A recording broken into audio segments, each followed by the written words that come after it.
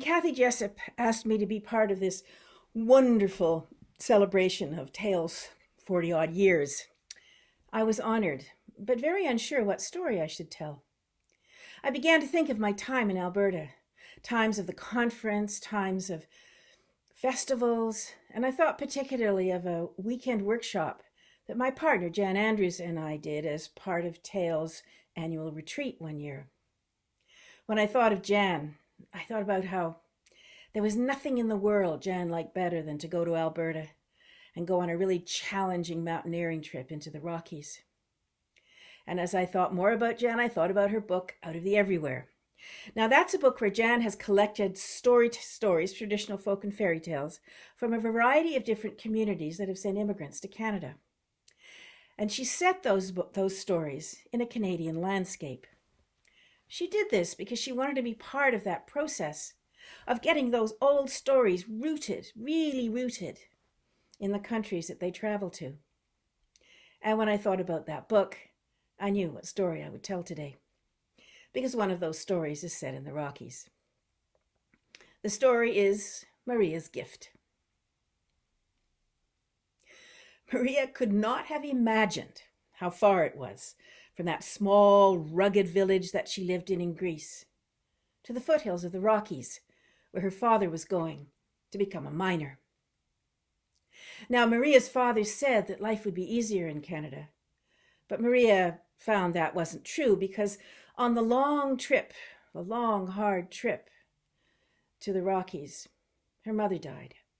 And that meant that now Maria had to be mother as well as brother and sister to her younger siblings. She did what she had to do. She cooked and she cleaned and she took care of them the very best way that she could. Her life was hard, but Maria was not unhappy. Partly that was because there was something about the mountains. They had welcomed her somehow. She had felt that welcome as soon as she arrived.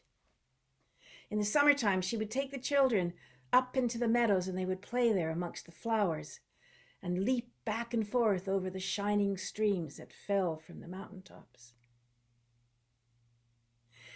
Now one day, when Maria was doing her work at home, she heard the whistle blowing from the mine. And she knew that the whistle never blew during the daytime unless there'd been an accident. And so she put aside what she was doing and she ran as fast as she could to the mine head. There she stood and waited with the other women. And there she was when they brought her father out. They laid him before her on a stretcher, and she saw that he was dead. Not only did she grieve for her father, she could not imagine how she was going to manage to keep the family without that money coming in. She got odd jobs here and there, but it was never really enough. And then one day she knocked on the door of the mine owner's house, and there was a place in the kitchen. She was very glad to take that job because it was regular, but on the other hand, it was very little money, really only enough to pay the rent. That's why every day, after she had made the bread dough in the afternoon that would be baked the next day, on her hands she left a thick crust of that bread dough, and off she went home. When she got home, she scraped off that dough into a pot, added a few vegetables left over from the last harvest, and then she made a kind of gruel for her brothers and sisters that they would not go to bed entirely hungry. Now, the strange thing about this was that although Maria's brothers and sisters had little to eat, they grew up strong and healthy and rosy-cheeked. While the miner's wife's children, the mine owner's children, they grew up thin and bad-tempered and yellow of skin. Now, the mine owner's wife noticed this one day when she saw Maria in the market with her brothers and sisters, and she went to speak to a friend about it. The friend said, "Oh, she must be stealing from you. You better keep an eye out on her." And so the next day, the mine owner's wife, she watched Maria, and she saw that indeed at the end of the day, she took away with her on her hands the dough that had stuck there when she was making bread. When she told her friend about this, the friend said, "You see, not only is she stealing dough, but I think she is stealing your own children's luck." So it was the next day that the mine owner's wife came to Maria at the end of the day and said she must wash the dough off her hands. "Please, oh please," said Maria, "don't make me do that. It's all my brothers and sisters have to eat." "That's no concern of mine," said the mine owner's wife. "Wash." And so Maria did. When she got home that day, there was nothing for her to feed her brothers and sisters, and they cried, and she cried too. But not for long. She put on her coat and she went out into the streets, and she managed to beg a crust or two of bread so that her brothers and sisters were able to go to bed and sleep without having completely empty stomachs. When they were all asleep, Maria thought about what she might do. She had no idea, but she put on her coat and she went outside to look at the mountains. And when she did that, she could see that not so very far from the village, just where the hills began to rise, there was a light she'd never noticed before. And so she went in that direction. When she came to that place, she saw that there was a flat area, and on that area there was a beautiful tent pitched. She lifted the corner of the tent flap up and she looked in. Inside there was a great table, beautifully lit, and around that table were 12 fine young men. On her right, there were 3 young men who were dressed in coats and hats, but the coats were undone. And in front of them on the table, there was a new spring lamb. Beside them were 3 more young men who were shirtless and their skin bronzed with the sun. And in front of them, in front of them were the flowers, a great bowl of the flowers that grow all over in the summertime. And beside them, 3 more young men. Once again they were coated, but not too heavily. And in front of them was a sickle, the kind of sickle that's used in the harvest, and a great big bunch of wheat sheaves. And next to them were 3 more young men, and they were warmly dressed from head to toe in sheepskin, with their hats pulled right down over their ears. And in front of them were the things that were needed for trapping in the winter. One of the young men spoke to Maria. "Why have you come?" they said. "What is it you want?" And Maria, she told them her story, how she was hungry and so were her brothers and sisters, and she didn't know what to do. The first thing they did was bring her a great plateful of food. And Maria sat and she ate, and she thought she had never in her life eaten food like this, and never eaten until she was completely full. Now, when Maria had finished eating, one of the men said to her, "Now tell me, Maria, how do you feel about the seasons?" She looked to the young man at her right and she said, "Oh, the spring! The spring is a time of such hope, when things begin to burst up from the earth.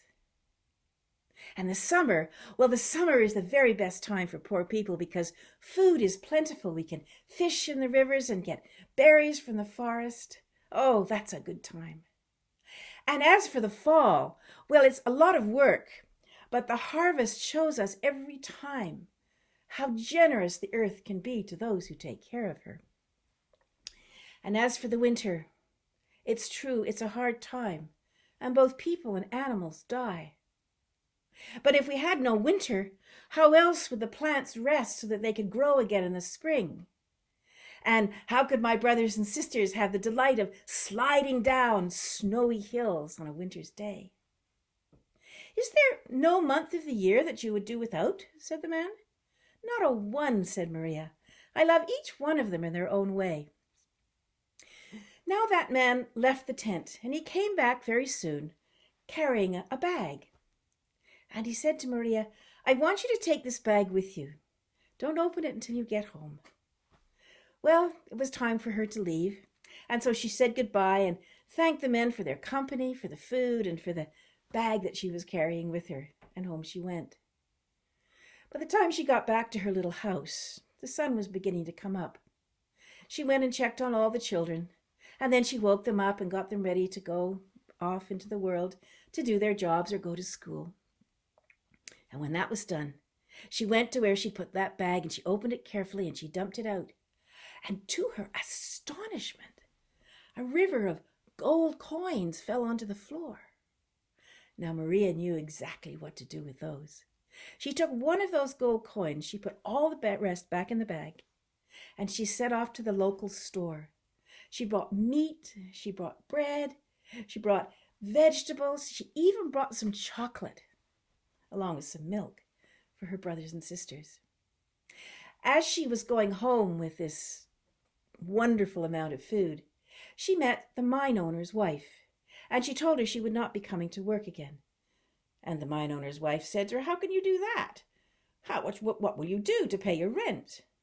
And so Maria told her what had happened. And then she went home. And when her brothers and sisters came home for lunch, well, you can imagine their delight when they saw the wonderful food that was there for them. But the mine owner's wife now, she was angry. Why should that girl, that nothing of a girl, have a bag of gold when I do not? And so that night, she set out as Maria had set out the night before, and she found that same tent. And when she went inside, she told those men, when they asked her, that she was very poor and she was hungry, and so were her children. And so they gave her a great plate of food, but she could not finish it because in truth she was not hungry. And then they asked her about the seasons. "Oh," she said, "the spring. After being cold all winter, we are damp in the spring. My house is always dirty, for the children bring in mud. I hate the spring." "How is it then the summer then?" said the man. "Well, the summer, honestly, it's so hot I can hardly go from place to place. It's impossible." "Of the fall?" said the man. "Oh, well, we work so hard in the fall. I hate it every year getting the harvest ready." "And winter?" "Well, winter is so cold. I cannot go out without layers and layers of irritating clothing. I can't bear the winter." "Is there any month that you like?" said the man. "Not a one," said the mine owner's wife. "Not a single month."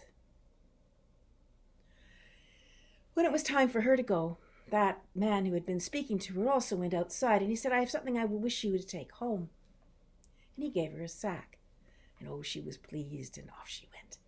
And the minute she got home, she opened that bag, and she poured it out. And as she poured it out, a great cloud of sticky black coal dust came out. And it covered her face and her hands and her hair and her clothes and got into every corner and crevice of that room. And they say that to this day, the mine owner's wife still scrubs and scrubs to get that black soot off her skin and off her clothes. As for Maria, she thought a long time about what she would do with the gold, and then she knew. She bought a shop, and then she would always be able to feed her family. And on top of that, she could help people around her when they were having a hard time by lending them things. Her brothers and sisters over the years moved away to many parts of the world and many parts of Canada. But Maria stayed always and always in that small village in the foothills of the Rockies. And every day, she would stand and she would look at the mountains, and she would see how beautiful they were.